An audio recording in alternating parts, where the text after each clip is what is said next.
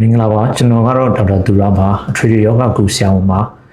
ကျန်းမာရေးနဲ့ပတ်သက်တဲ့အသိပညာဘုဒ္ဓတွေကိုမျှဝေပေးနေတဲ့ဆရာဝန်တယောက်တော့ဖြစ်ပါတယ်ဒီနေ့ကတော့ကျွန်တော်ဒီကာလမှာပေါ့နော်ဒီအေးတဲ့ကာလမှာအဖြစ်များတဲ့ရာသီတုပ်ကွေးနဲ့ပတ်သက်ပြီးတော့ကျွန်တော်ပြောပြပေးမှာဖြစ်တယ်ဒီကာလမှာဆိုလို့ရှိရင်ရာသီတုပ်ကွေးရှိမယ်ကိုဗစ်ရှိမယ်ပေါ့နော်ပြီးတော့ဒီအေးမိဒါတွေဖြစ်တာများတာရှိမယ်အဲ့ဒီတည်းမှာဒီရာသီတုပ်ကွေးရတဲ့အဖြစ်များတယ်ပြီးတော့ဒီဖြစ်လာပြီဆိုလို့ရှိရင်လည်းနည်းနည်းပြင်းထန်တယ်ပေါ့နော်တချို့သူတွေမှာဆိုလို့ရှိရင်ဆိုတော့ဒီရာသီတုပ်ကွေးနဲ့ပတ်သက်ပြီးတော့မှကျွန်တော်ဒီနေ့အသိပညာဘုဒ္ဓလေးမျှဝေပေးမှာဖြစ်တဲ့အတွက်စောင့်ကြည့်ပေးပါအောင်ရာသီတုပ်ကွေးဆိုတာကတော့ပေါ့နော်အဓိကကတော့ဒီအသက်ရှူလမ်းကြောင်းမှာဖြစ်တဲ့ယောဂတစ်ခုတော့ဖြစ်တယ်ပေါ့နော်သူကတော့virus ပိုးကြောင့်ဖြစ်တာဖြစ်တယ်ပြီးတော့မှသူကတစ်နှစ်တစ်ခါတော့ဖြစ်တယ်ပေါ့နော်ဒီရာသီတုပ်ကွေးကကျတော့နှစ်စဉ်လည်းဖြစ်တယ်ဖြစ်လို့ရှိရင်လည်းဒီတာမန်အေးမိဒါနဲ့မတူတာကသူကပို့ပြီးတော့လည်းပြင်းထန်တယ်ပေါ့နော်တချို့သူတွေမှာပို့ပြီးတော့လည်းပြင်းထန်တယ်စိုးစိုးဝါးလည်းဖြစ်တယ်ပေါ့နော်ရာသီတုပ်ကွေးနဲ့အေးမိတာကတော့တာမန်အဖြစ်ဆိုရင်တော့ဆင်တယ်ပေါ့နော်နှစ်ခုလုံးကတော့ဒီနှာချေချောင်းဆိုးတယ်ပေါ့နော်အဲ့လိုမျိုးတွေဖြစ်တာမျိုးတွေရှိတယ်အသက်ရှူလမ်းကြောင်းနဲ့ဆိုင်တဲ့လက္ခဏာတွေပြတယ်ဒါမဲ့ဒီရာသီတုပ်ကွေးကကြတော့ဖျားတယ်ပေါ့နော်ဖျားပြီးတော့မှတာမန်အေးမိတာထက်ကိုလည်းပို့ပြီးတော့မှပြင်းထန်တယ်ပေါ့နော်အဲ့လိုမျိုးတော့ခွဲလို့တော့ရပါတယ်ဒီရာသီတုပ်ကွေးကပေါ့နော်ငကိုကလေးမှနာတာရှည်အသက်ရှူလမ်းကြောင်းနဲ့ဆိုင်တဲ့ယောဂတွေရှိနေတဲ့သူတွေဆိုလို့ရှိရင်တော့ပို့ပြီးတော့ဖြစ်နိုင်ခြင်းများတယ်ပေါ့နော်ဥပမာအဖြစ်ဗဏ္ဍာရင်ကျက်ယောဂရှိတဲ့သူတွေနာတာရှည်အဆုပ်ယောဂရှိနေတဲ့သူတွေဆိုရင်တော့ပို့ပြီးတော့ဖြစ်နိုင်ခြင်းများတယ်နောက်ပြီးကျတော့နာတာရှည်ဒီကြောက်ကတ်တွေအသေးတွေပေါ့နော်အဲ့လိုမျိုးနာတာရှည်ယောဂရှိနေတဲ့သူတွေမှာဆိုလို့ရှိရင်လည်းပို့ပြီးတော့မှဖြစ်နိုင်ခြင်းများတယ်စီးကျိုယောဂရှိနေတဲ့သူတွေမှာဆိုလို့ရှိရင်လည်းပို့ပြီးတော့ဖြစ်နိုင်ခြင်းများတယ်ခုခံအားကျတဲ့ယောဂရှိနေတဲ့သူမှာဆိုလို့ရှိရင်လည်းဒီရာသီတုပ်ကွေးကဖြစ်နိုင်ခြင်းပိုများတယ်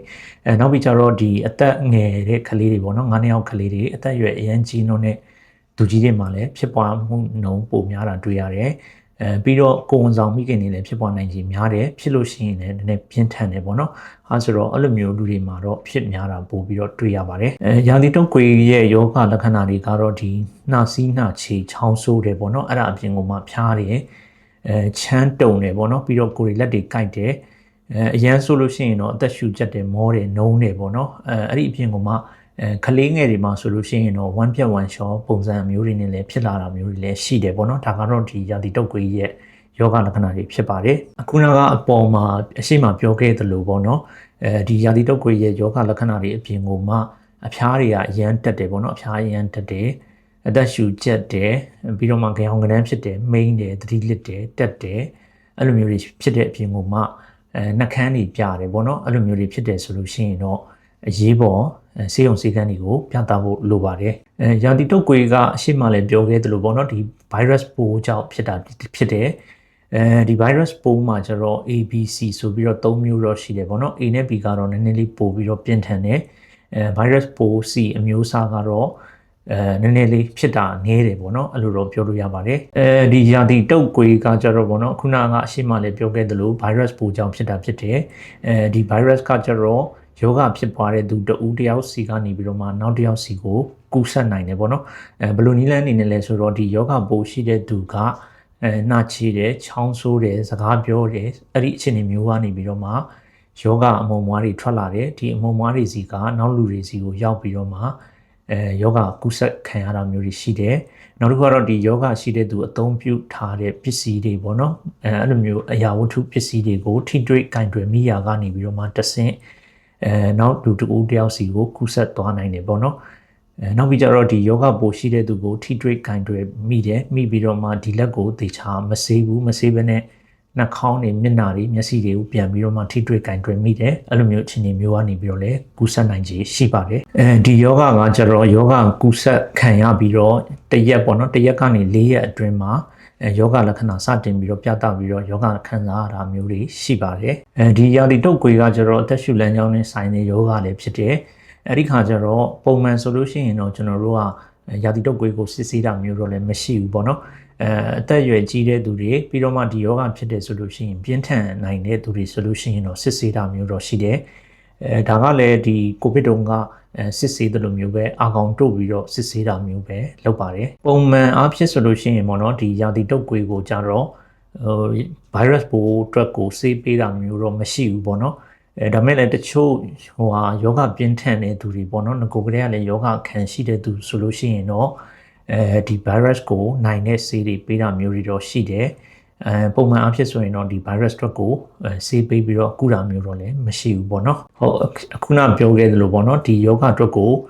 virus ပိုးနိုင်တဲ့ဆေးတွေပေးတာမျိုးမရှိပေမဲ့ယောဂလက္ခဏာသက်သာအောင်တော့ဆေးတွေပေးတယ်ပေါ့နော်အဲ့ဒီမှာဆိုလို့ရှိရင်တော့လုံလောက်စွာအနားယူတာလည်းပါတယ်ပေါ့နော်ရေတွေအရေဓာတ်တွေလုံလုံလောက်လောက်တောက်သုံးဖို့လည်းလိုတယ်ဖျားတယ်ကြိုက်ခဲတယ်ဆိုလို့ရှိရင်လည်းကြိုက်ခဲပြောက်ဆေးတွေပေးတယ်ပေါ့နော်နှာစီးနှာချေချောင်းဆိုးတယ်ဆိုလို့ရှိရင်လည်းချောင်းဆိုးပြောက်ဆေးတွေချွဲပြောက်ဆေးတွေအဲ့လိုမျိုးတွေပေးတယ်ပေါ့နော်ဒီလိုမျိုးဆေးတွေပေးပြီးတော့မှပဲကုသတာမျိုးတော့ရှိပါတယ်ဒီယောဂကပေါ့နော်ယောဂလက္ခဏာစတင်ပြတာတဲ့ရက်ပိုင်းကနေပြီးတော့မှတပတ်နှစ်ပတ်လောက်ထိကိုသူကခံစားရတာမျိုးတော့ရှိပါတယ်ဒီယောဂဖြစ်ပွားတဲ့သူတယောက်ကပေါ့နော်ဒီလူကနေပြီးတော့မှနောက်တစ်ယောက်ကိုကျတော့ပုံမှန်အဖြစ်ဆိုလို့ရှိရင်တော့ယောဂလက္ခဏာမပြခင်တစ်ရက်ကနေစတင်ပြီးတော့တခြားသူစီကိုကူးစက်နိုင်တယ်အဲ့ဒီကနေပြီးတော့မှတပတ်လောက်ထိကိုကူးစက်နိုင်ခြေရှိတယ်ပေါ့နော်ကူးစက်နိုင်ခြေအများဆုံးပေါ့နော်ယောဂပိုးထုတ်လွှတ်နိုင်ဆုံးအခြေအနေကတော့3ရက်ကနေ4ရက်အတွင်းမှာတော့ရှိပါတယ်အဲ့ဒီကာလကတော့ပို့ပြီးတော့ကူးစက်နိုင်တယ်ပေါ့နော်ဒီရာသီတုပ်ကွေကကျတော့ဒီအသက်ရှူလမ်းကြောင်းကနေတဆင်ဖြစ်တဲ့ယောဂလည်းဖြစ်တယ်ပေါ့နော်အဲ့ဒီခါကျတော့ဒီအသက်ရှူလမ်းကြောင်းနဲ့ဆိုင်တဲ့ပြဿနာတွေထပ်ပြီးတော့ဖြစ်လာမယ်ပေါ့နော်အဲ့ဒီမှာဆိုလို့ရှိရင်တော့ဒီထိတ်ကန့်နာပုံစံမျိုးဖြစ်သွားတာမျိုးတွေရှိတယ်ပြီးတော့မှဒီနားနဲ့ပတ်သက်တဲ့ယောဂပိုးဝင်ပြီးတော့မှနားစီရောင်တာတို့ဘာလို့အဲ့လိုမျိုးတွေဖြစ်နိုင်တယ်ပြီးတော့မှဒီအဆုတ်ရောင်နဲ့အဆုတ်ပွားတွေပေါ့နော်အဲ့လိုမျိုးတွေလည်းဖြစ်နိုင်ခြေရှိတယ်ကိုဝန်ဆောင်နေဆိုလို့ရှိရင်တော့ဒီကိုဝန်နဲ့ပတ်သက်တဲ့ကိစ္စတွေပေါ့နော်ကိုဝန်ပြတ်ကြတာတို့ဘာလို့အဲ့လိုမျိုးတွေလည်းဖြစ်နိုင်ခြေရှိပါတယ်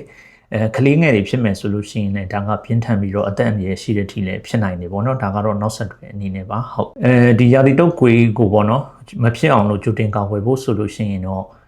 ကာကွယ်တဲ့နည်းလမ်းတွေတော့ရှိတယ်ပေါ့နော်သူကအသက်ရှူလမ်းကြောင်းတွေတဆင်ကူတာလည်းဖြစ်တယ်အဲဆိုယောဂပိုးတွေမကူးဆက်အောင်လို့ဆိုလို့ရှိရင်တော့ကိုခုခံအားကောင်းအောင်လို့နေထိုင်ဖို့လည်းလိုတယ်ပေါ့နော်အိမ်အောင်အိမ်မယ်အားတက်ပြေးအောင်စားမယ်အဲ့ဒီအပြင်ကိုမှဒီယောဂပိုးအမှုံမွားတွေပေါ့နော်ကင်းဝေးအောင်လို့ဆိုလို့ရှိရင်တော့လူစုလူဝေးတွေရှောင်ဖို့လိုတယ်ပြီးတော့မှအပြင်ထွက်တယ်ဆိုလို့ရှိရင်လည်းနှာခေါင်းစည်းတွေတက်ဖို့လိုတယ်ယောဂပိုးရှိမယ်လို့တန်တရားရှိတဲ့သူတွေဆိုလို့ရှိရင်လည်းခက်ခွာနေထိုင်ဖို့လည်းလိုတယ်ပေါ့နော်အဲ့လိုမျိုးနီလန်းတွေအသုံးပြုပြီးတော့မှကာကွယ်ရမှာလည်းဖြစ်တယ်အဲ့ဒီအပြင်ကမှလက်ပေါ့နော်လက်တန့်ရှင်းရလည်းအရေးကြီးတယ်လက်ကိုလည်းတခြားဆေးမယ်ဒီလက်နဲ့မျက်နှာတွေနှာခေါင်းတွေထိတွေ့ကင်တွေ့တာမျိုးတွေကိုလည်းရှောင်ကျဉ်ပြီးတော့မှကြိုတင်ကာကွယ်ရမယ်လို့ကျွန်တော်အသိပေးခြင်းပါတယ်ကျေးဇူးတင်ပါတယ်ကျန်းမာရေးနဲ့ပတ်သက်တဲ့အသိပညာဗဟုသုတများကိုဆက်လက်ပြီးတော့မျှဝေပေးမှာဖြစ်တဲ့အတွက်ကျွန်တော်ရဲ့ YouTube channel လေးကိုလည်း subscribe လုပ်ထားပေးပါအောင်အားလုံးကိုကျေးဇူးတင်ပါတယ်